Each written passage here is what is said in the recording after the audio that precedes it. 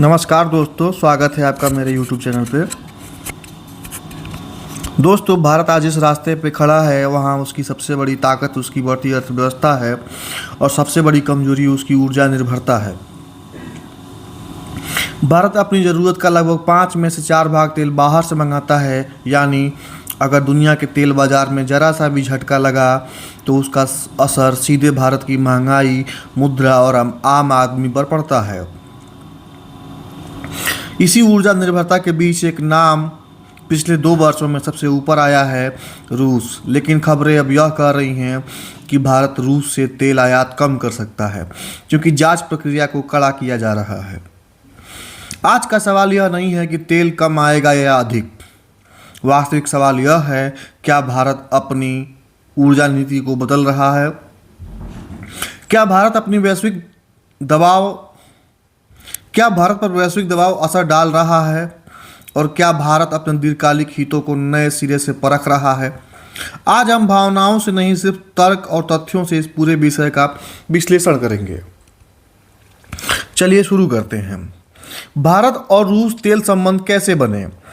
अगर हम भारत रूस तेल संबंधों को समझना चाहते हैं तो सबसे पहले यह समझना होगा कि यह संबंध भावनाओं से नहीं, परिस्थितियों से पैदा हुआ। 2 वर्ष पहले तक भारत रूस से बहुत कम तेल लेता था। भारत के तेल आयात में रूसी हिस्सेदारी नगण्य थी। फिर रूस यूक्रेन युद्ध हुआ। पश्चिमी देशों ने रूस पर कठोर प्रतिबंध लगाए। यूरोप ने रूसी तेल से दूरी बना ली।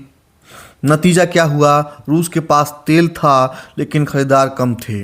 रूस ने तेल सस्ते दामों पर बेचना शुरू किया और भारत के सामने एक साफ गणित था, तेल सस्ता मिलेगा, देश की महंगाई पर नियंत्रण रहेगा, सरकारी खर्च पर दबाव कम रहेगा और रुपये को स्थिरता मिलती रहेगी। भारत ने कोई राजनीतिक घोषणा नहीं की। भारत ने सिर्फ अपना बाजार का नियम अपनाया। यहीं से रूस भारत का सबसे बड़ा तेल आपूर्तिकर्ता बन गया। यह दोस्ती नहीं थी, यह मजबूरी नहीं थी, यह हित आधारित निर्णय था। अब जो खबर आ रही है वो क्या कह रही है?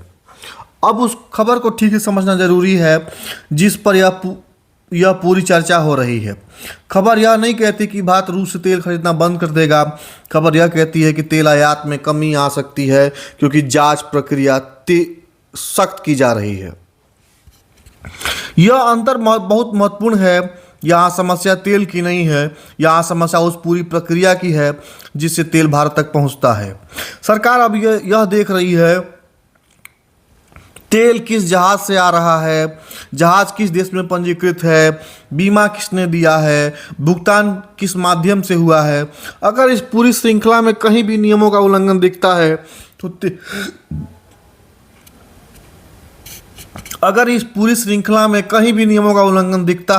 तो तेल को रोका जा सकता है।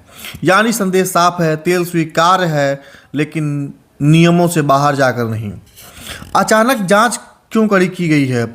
सबसे महत्वपूर्ण विश्लेषण का हिस्सा है भारत ने अभी ही जांच कड़ी क्यों की। इसके पीछे 3 ठोस कारण। पहला कारण, आर्थिक जोखिम। भारत का बैंकिंग और वित्तीय तंत्र पूरी दुनिया से जुड़ा हुआ है। अगर भारत की कोई कंपनी या बैंक ऐसी संस्था से जुड़ा है जिस पर प्रतिबंध लगे हों तो उसका असर पूरे तंत्र पर पड़ सकता है। भारत सस्ता तेल तो चाहता है लेकिन आर्थिक अलगाव नहीं चाहता। भारत सरकार का साफ आकलन है, थोड़ा महंगा तेल चल सकता है लेकिन वैश्विक वित्तीय जोखिम नहीं। दूसरा कारण, संदिग्ध जहाज और बीमा व्यवस्था। कुछ तेल ऐसे जहाज़ों से आ रहा था जिनकी पहचान और बीमा मालिकाना व्यवस्था स्पष्ट नहीं थी। अगर भविष्य में समुद्र में दुर्घटना होती है या तेल रिसाव होता है या बीमा अमान्य निकलता है तो भारत को भारी नुकसान उठाना पड़ सकता था। सरकार ने तय किए अल्पकालिक लाभ के लिए दीर्घकालिक संकट नहीं चाहिए। तीसरा कारण, भारत की वैश्विक छवि। भारत अब खुद को एक जिम्मेदार वैश्विक शक्ति के रूप में प्रस्तुत करना चाहता है। भारत यह संदेश देना चाहता है कि वह अपने हितों की रक्षा करेगा लेकिन नियम तोड़कर नहीं। इसी संतुलन के लिए जांच कड़ी की गई है। क्या भारत रूस से दूरी बना रहा है? इस सवाल का सीधा उत्तर है नहीं। भारत रूस से दूरी नहीं बना रहा, भारत सिर्फ जोखिम को नियंत्रित कर रहा है। आज भी रूसी तेल खरीद रहा है, आज भी लंबे समय तक के समझौते मौजूद हैं। कोई आधिकारिक नीति परिवर्तन घोषित नहीं हुआ है। भारत का दृष्टिकोण साफ है, कोई अस्थायी मित्र नहीं, कोई अस्थायी शत्रु नहीं, सिर्फ अस्थायी हित है। यह दूरी नहीं है, यह संतुलन है। ऊर्जा सुरक्षा बनाम रणनीतिक स्वतंत्रता। अब भारत के सामने असली द्वंद्व है। अगर रूस से तेल कम किया गया, आयात लागत बढ़ेगी, महंगाई पर दबाव पड़ेगा, मुद्रा पर प्रभाव पड़ेगा। अगर रूस पर ज़्यादा निर्भरता रही, अंतर्राष्ट्रीय दबाव बढ़ेगा और आर्थिक जोखिम बढ़ेगा। भारत ने बीच का रास्ता चुना है, तेल के स्रोतों को बांटना, किसी भी एक देश पर पूरी निर्भरता नहीं। यह नीति शोर नहीं मचाती, लेकिन बहुत दूर तक असर करती है। आम आदमी पर असर पड़ेगा या नहीं, यह सवाल हर दर्शक के मन में है। अभी के लिए उत्तर है नहीं। सरकार धीरे धीरे समायोजन कर रही है, कोई अचानक झटका नहीं दिया जा रहा है। लेकिन अगर भविष्य में सस्ता तेल लंबे समय तक कम रहा तो दबाव दिख सकता है। इसलिए सरकार पहले से ही तैयारी कर रही है। भारत का वास्तविक संदेश क्या है? इस पूरी कहानी का सार एक वाक्य में है, भारत तेल नहीं छोड़ रहा, भारत लापरवाही छोड़ रहा है।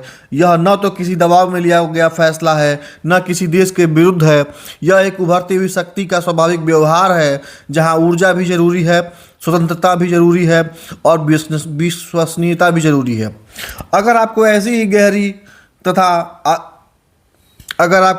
गहरी तथ्य आधारित चर्चा पसंद है तो इस चैनल को समर्थन दीजिए, क्योंकि यहाँ शोर नहीं, समझ बनाई जाती है।